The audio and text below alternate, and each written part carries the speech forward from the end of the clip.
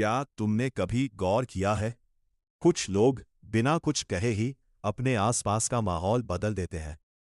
वे ना चिल्लाते हैं, वे ना किसी से मिन्नत करते हैं। वे बस खामोश हो जाते हैं और अचानक से हवा बदल जाती है। लोग बेचैन हो जाते हैं। लोग उन्हें खोजने लगते हैं। और जो लोग हमेशा सोचते थे कि वे उन्हें बहुत अच्छी तरह से जानते हैं, अचानक समझते हैं कि दरअसल वे उनके बारे में कुछ भी नहीं जानते। सोचो, अगर तुम भी ऐसा करो, तो अगर तुम हर बात पर तुरंत प्रतिक्रिया देना बंद कर दो, अगर तुम झगड़े की जगह चुप्पी चुन लो, अगर तुम हर छोटी बात का जवाब देने के बजाय थोड़ा पीछे हट जाओ, तो क्या होगा? यही असली राज्य छुपा है। जब तुम हर समय उपलब्ध रहना छोड़ देते हो, भावनाओं में, शब्दों में, शरीर और मन दोनों से, तो लोगों के हाथ से तुम्हें नियंत्रित करने का साधन निकल जाता है। क्योंकि वे तुम्हें हमेशा तुम्हारी प्रतिक्रिया से पकड़ते आए हैं। कभी तुम्हारे गुस्से से, कभी तुम्हारी जल्दी जल्दी हाँ कह देने की आदत से, कभी तुम्हारे डर से। लेकिन जिस दिन तुमने ये डोरें काट दी, उस दिन खेल बदल जाता है। और उसी दिन लोग यह महसूस करते हैं कि उन्होंने कभी तुम्हें समझा ही नहीं था। जब तुम अचानक अनुपलब्ध हो जाते हो, कौन घबराता है? कौन गुस्से से तिलमिला उठता है? कौन बार बार कोशिश करता है कि तुम्हें उकसाकर फिर से वही पुराना भाव निकाल ले? ये सब उनके बारे में बहुत कुछ बता देता है, और तुम्हारे बारे में भी। सच तो ये है कि तुम अब तक अपनी ऊर्जा ऐसे लोगों पर खर्च करते आए हो जो उसके योग्य ही नहीं थे। तुम हर बार हाँ कहकर खुद को छोटा करते गए, हर बार तुरंत जवाब देकर अपनी शक्ति दूसरों के हाथों में सौंपते गए, हर बार भावनात्मक प्रतिक्रिया देकर अपना ही खून जलाते रहे। और दिन के अंत में तुम्हारे पास क्या बचता है? थकान, चिड़चिड़ापन और एक खालीपन जिसे तुम शब्दों में नहीं कह पाते। लेकिन मैं तुम्हें बताऊं, क्योंकि तुम उन लोगों के लिए बहुत ज्यादा उपलब्ध हो जिन्हें तुम्हारी खामोशी का एक पल भी नसीब नहीं होना चाहिए था। ये जो मैं कह रहा हूं, इसका अर्थ ये नहीं कि तुम दुनिया से मुंह मोड़ लो। इसका अर्थ ये है कि तुम पहले खुद को चुनो। महान संतों ने कहा है, सच्चा अनुशासन है स्वयं को पहचानना।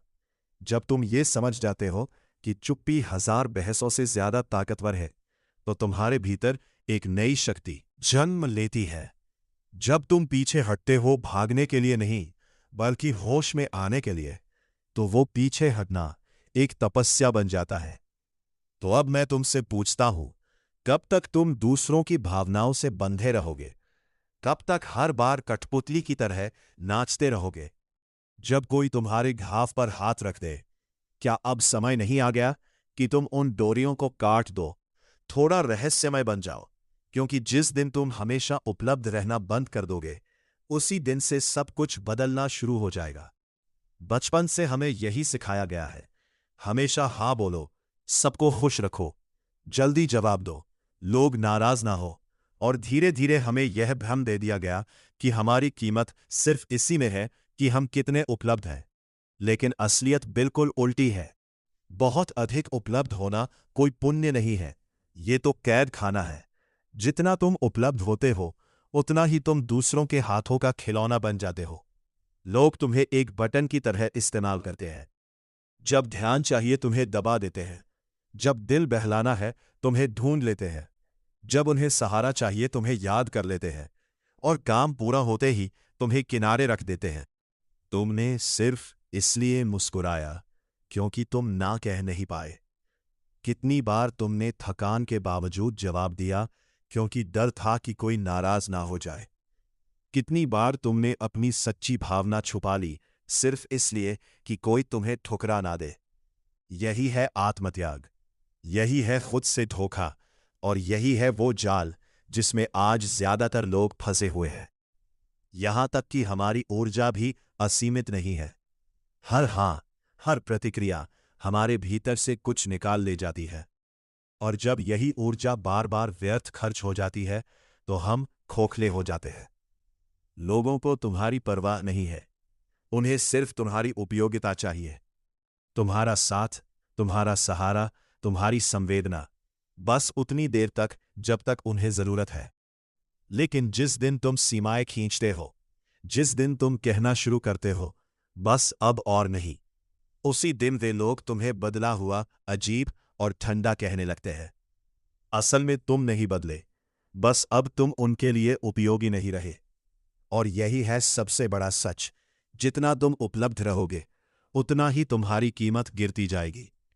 क्योंकि जो चीज हर वक्त मिल जाए वो रद्दी कागज बन जाती है, किसी के लिए मूल्यवान नहीं रहती।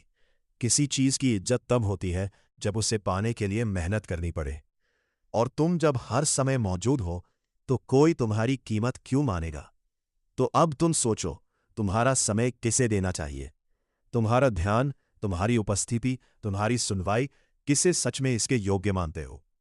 और उससे भी ज्यादा जरूरी सवाल है, कौन तुम्हारी अनुपस्थिति का हकदार है? लेकिन इस सवाल का जवाब देने से पहले हमें समझना होगा कि हम इतने जल्दी प्रतिक्रिया क्यों दे देते हैं। हम हर बार क्यों झुक जाते हैं? हमारे भीतर ये तुरंत उत्तर देने की आदत क्यों बैठी हुई है? इसके पीछे है हमारी ऊर्जा। कार्ल यंग ने कहा था, मनुष्य का मन कोई मशीन नहीं है, ये एक ऊर्जा तंत्र है। हर विचार, हर भावना, हर प्रतिक्रिया हमारी आंतरिक ऊर्जा का एक हिस्सा खा जाती है।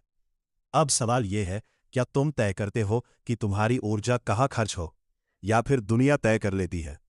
जब तुम किसी की बेकार सी आलोचना का जवाब देने लगते हो, जब तुम किसी की उकसाहट पर तुरंत फट पड़ते हो, जब तुम उन लोगों को खुश करने में लगे रहते हो जो तुम्हें कोई कद्र ही नहीं देते, तो दरअसल तुम अपनी जीवन ऊर्जा वही लुटा रहे हो जहां से तुम्हें कुछ वापस नहीं मिलने वाला।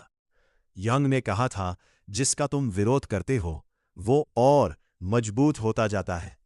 सोचो, जब भी तुम बार बार प्रतिक्रिया करते हो तुम उसी जाल में फंसते जाते हो। यही वजह है कि बहुत से लोग हमेशा थके हारे रहते हैं। वे कमजोर नहीं होते, बस उनकी ऊर्जा गलत जगह पर बह रही होती है। और जब इंसान लगातार थका हुआ रहता है तो वो असुरक्षित हो जाता है। याद रखो, थका हुआ इंसान शेर नहीं होता, वो शिकार बन जाता है। ऐसे लोग तुरंत पहचान लिए जाते हैं जो तुम्हारी थकान, तुम्हारी बेचैनी, तुम्हारी हर बात पर प्रतिक्रिया देने की आदत का फायदा उठाते हैं। वे जानते हैं कि तुम हर बात पर जवाब दोगे। वे जानते हैं कि तुम्हें ना कहना नहीं आता। वे जानते हैं कि तुम सबका बोझ उठाते रहोगे, और इसलिए वे तुम्हारे कंधों पर अपना बोझ उठाते डाल देते हैं। लेकिन यंग ने यही भी कहा, सच्चा मन वही है जो ऊर्जा को भीतर बचा कर रख सके। इसका मतलब है, ना कहना सीखो, बिना अपराध बोध के चुप रहना सीखो, बिना डर के देखना सीखो। यही है तुम्हारी असली आजादी।